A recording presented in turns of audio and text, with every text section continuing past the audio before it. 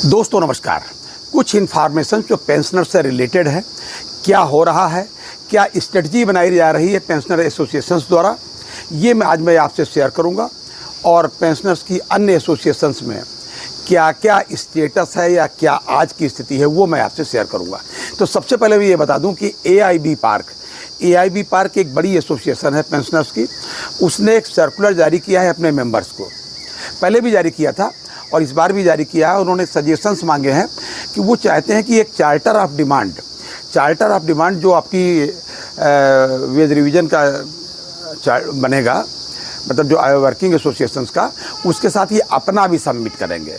जी, ये आईबीए को अपना charter of demand pensioner association की ओर से सबमिट करेंगे, ऐसा इन्होंने इसमें लिखा है। और इस संदर्भ में इन्होंने पिछले बार सर्कुलर जो अभी किया था, इसमें इन्होंने ढेर सारे सजेशंस कहा था, जो सजेशन देना चाहें वैल्यूएबल सजेशन। तो इनके जो एफिलिएट्स हैं उनके पास काफ़ी सजेशंस आए, ऐसा इन्होंने हमको बताया है कि, और सूचित किया इनके सर्कुलर में अपने वीडियो के अंत में डाल दूंगा जो इन्होंने सर्कुलर किया हुआ है। इन्होंने बताया कि बहुत वैल्यूएबल महत्वपूर्ण हमको जो है इन्फॉर्मेशंस मिले हैं और डिमांड्स मिले हैं, महत्वपूर्ण सजेशंस मिले हैं। ये भी साथ में इन्होंने लिखा है कि 2017 में भी इन्होंने अपना चार्टर ऑफ डिमांड दिया था और उसके आधार पर इनके ये काम हो गया, ऐसा इन्होंने बताया कि ये डीए का काम हो गया और ये हो, कई बातें इन्होंने बताई हैं।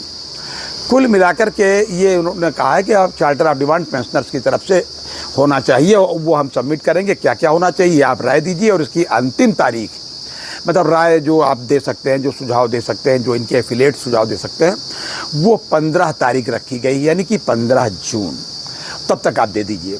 फिर जो भी ये सब आएंगे सजेशंस, इनको सबको ये सब डिमांड्स जो है उठा करके सीबीपीआरओ को दे दी जाएंगी। सीबीपीआरओ इसको सबके विचार विमर्श करके फाइनल करेगा। इन्होंने एक कमेटी अपनी तरफ से भी बनाई है एआईबी पार्क की तरफ से। खैर, तो ये इनका मानना है, इनका कहना है। अब मेरा ये मानना है कि भैया, जब निगोशिएशन में आप बुलाए नहीं जाते, इन्होंने डीएफएस को कहा है हम सबमिट करेंगे और आईबीए को। अब निगोशिएशन में आप बुलाए नहीं जाते तो किस तरीके से आप उनको सबमिट करेंगे? आप मेल से कर सकते हो, आप डाक में रिसीव करा सकते हो, आप जाकर के वहाँ रिसीव करा सकते हैं। ये सब उसके तरीके होते हैं। हो सकता है यही सब कुछ तरीके वो अपनाएं। इस वजह से, क्योंकि मैं आपको याद दिला दूं, पिछले कई वीडियो हो गए, उसके पहले की बात है, मैंने आपको बताया था कि एआईबीआरएफ ने एक जो है मुकदमा दायर किया है मुंबई हाई कोर्ट में। ये दायर किया है कि आईबीए हम लोगों को, रिटायरीज़ को भी निगोशिएशन में बुलाए, वेज रिवीजन के जो सेटलमेंट होता है इसमें हमको भी शामिल करे, यूएफबीयू के साथ साथ। यूएफबीयू में तो वर्किंग एसोसिएशन जो 9 हैं वही हैं अभी समय, लेकिन इनको बुलाया नहीं जाता। जब इनको बुलाया ही नहीं जाता तो इनकी बात कहाँ मानी जाएगी? स्थिति ये है कि अगले सेटलमेंट के लिए चिट्ठी तक जारी हो गई कि फलां तारीख तक ये हो जाए, और एक बार भी, भाई साहब माफ़ कीजिएगा, बिल्कुल स्पष्ट कह रहा हूँ कि एक बार भी एक्स ग्रेसिया का रिव्यू नहीं हुआ, जो अप्रैल में उसी समय हो जाना था। अब स्थिति यह है भाई साहब कि 22 तारीख को, यानी कि अगले महीने में 22 जुलाई को एमसी सिंगला साहब का केस है पेंशन अपडेशन के मामले में। एक्स ग्रेसिया हमने कभी नहीं मांगा था। एक्स ग्रेसिया भीख है, हमको भीख नहीं अधिकार चाहिए, यह हर एक पेंशनर्स ने कहा है और यही बात कहते चले आ रहे हैं। तो 2 हमारे सबसे महत्वपूर्ण मुकदमे हैं। एक तो एमसी सिंगला साहब का जो पेंशन अपडेशन से संबंधित है, और दूसरा स्पेशल अलाउंस से संबंधित जो मुकदमा है, जिसको आमतौर से बोलचाल की भाषा में के कालिया का केस माना जाता है। हालांकि कालिया साहब भी अब दुनिया में नहीं है। पिछली बार अपने वीडियो में मैं आपको बता चुका था कि 12 पिटिशनर मिलकर एक ग्रुप बना करके अर्ली हियरिंग की एप्लीकेशन लगाने वाले हैं इस छुट्टी के बाद।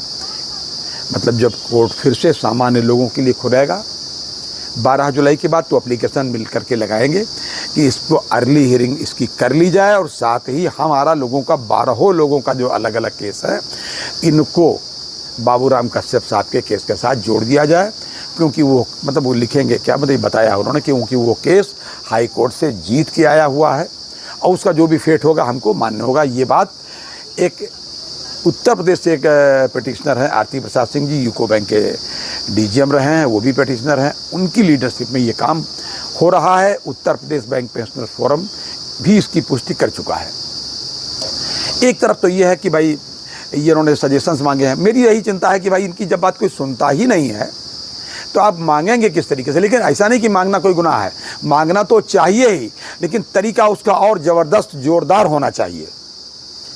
हाँ, एक सूचना मैं आपको बता दूं कि 10 तारीख को AIBEA, एक जो बड़ी एसोसिएशन है भाई साहब, जो 9th कॉन्स्टिट्यूएंट्स हैं UFBU के, उनकी बड़ी एसोसिएशन है, उसका 10 तारीख को एक फिर से मीटिंग होने वाली है। मीटिंग क्या, जिससे जो ट्राइनल कॉन्फ्रेंस उनका हुआ था वो कंक्लूड नहीं हो पाई थी, उसका भविष्य तय होगा उसमें। बनी मीटिंग फिर से बुलाई जा रही है कि बचा हुआ काम उसमें हो जाए। उसमें इलेक्शन की भी बात है, सिलेक्शन की भी बात है, उसमें AIBEA का भविष्य तय होगा और ये भी तय होगा कि CHV रहेंगे, CHV गढ़तलम या नहीं रहेंगे। हालांकि हम लोगों का अपना मानना है कि वो वर्किंग एसोसिएशंस की बड़ी एसोसिएशन है कर्मचारियों की, उसको तो रहना ही चाहिए। लीडर आते रहते हैं, जाते रहते हैं, संगठन को वहीं रहना चाहिए और मजबूती से रहना चाहिए। हम लोग ये भी अपनी तरफ से भी कह सकते हैं कि हम लोगों को भी पेंशन दिलवाने में AIBEA और AIBOA का जब पेंशन मिली थी उस ज़माने में, जब तारकेश्वर चक्रवर्ती थे जनरल सेक्रेटरी, उसमें बड़ा महत्वपूर्ण योगदान था। तो हम लोग तो इस एसोसिएशन के प्रति चाहते हैं कि इसका जो है ये विधिवत बना रहे और इसका जो है लीडरशिप के बारे में हम लोग कोई बात नहीं करेंगे कि जो उनका मेंबर्स अपना तय करें। ये था अभी तक का अपडेट। अगली बार फिर किसी अपडेट के साथ हाजिर होते हैं, तब तक के लिए इजाज़त दीजिए और हाँ, अपनी सेहत का भाई साहब पूरा ध्यान रखिएगा। जय हिंद, जय भारत, नमस्कार।